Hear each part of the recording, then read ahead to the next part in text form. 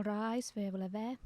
The International Criminal Court is now in session. L'audience de la Cour pénale internationale est ouverte. Le lundi 12 septembre 2022, la Chambre d'appel de la Cour pénale internationale a rendu une décision au sujet des réparations dans l'affaire Le procureur contre Bosco Ntaganda.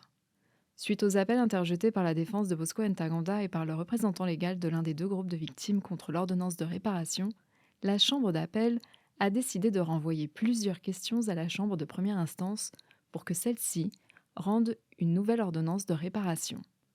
La Chambre d'appel est composée du juge Marc Perrin de Brichambault, du juge Piotr Hofmanski, de la juge Luz del Carmen Ibanez Carranza, de la juge Solomi Balungi Bossa et du juge Gocha Lord-Kipanidze.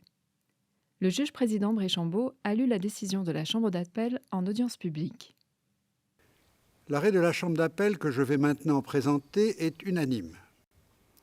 Comme je l'exposerai plus en détail par la suite, la Chambre d'appel a conclu que la Chambre de première instance a commis les erreurs suivantes dans le prononcé de la décision attaquée.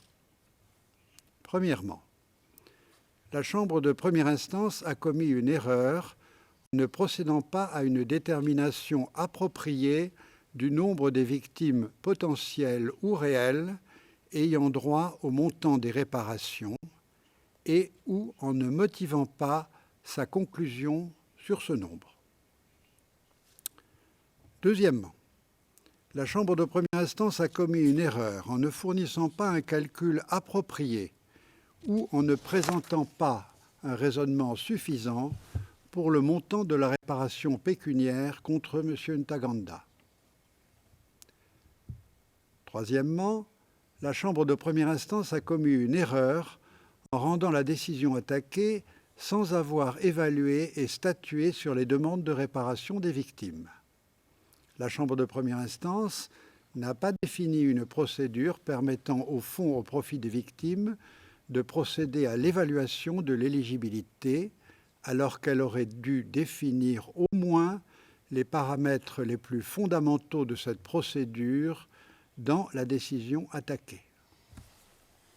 Quatrièmement, la Chambre de première instance a commis des erreurs en ne motivant pas sa décision sur la notion de préjudice transgénérationnel, sur les éléments de preuve permettant d'établir le préjudice, sur l'évaluation du préjudice concernant le centre de santé de Sayo, ainsi que sur les ruptures dans la chaîne de causalité lors de l'établissement du préjudice causé par la destruction de ce centre de santé, et enfin, sur la présomption de préjudice physique pour les victimes des attaques.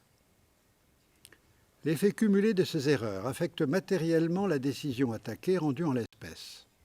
Cette ordonnance de réparation a été rendue sans disposer d'une estimation concrète de l'un de ses paramètres fondamentaux, à savoir le nombre des victimes dont elle était censée réparer le préjudice, et sans statuer sur les éventuelles demandes de réparation des victimes.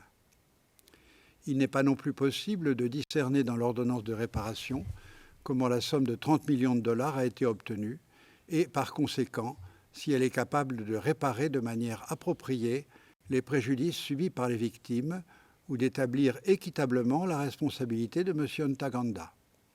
En outre, la Chambre de première instance n'a pas fourni de motivation suffisante pour certaines questions relatives aux preuves. En conséquence, la Chambre d'appel a conclu en ordonnant à la Chambre de première instance de rendre une nouvelle ordonnance de réparation en tenant compte du présent arrêt. Pour toutes les raisons qui précèdent, la Chambre d'appel a décidé d'infirmer partiellement la décision attaquée et de renvoyer l'affaire à la Chambre de première instance 2, à qui il est demandé de rendre une nouvelle ordonnance de réparation en tenant compte des termes de l'arrêt qui sera notifié prochainement.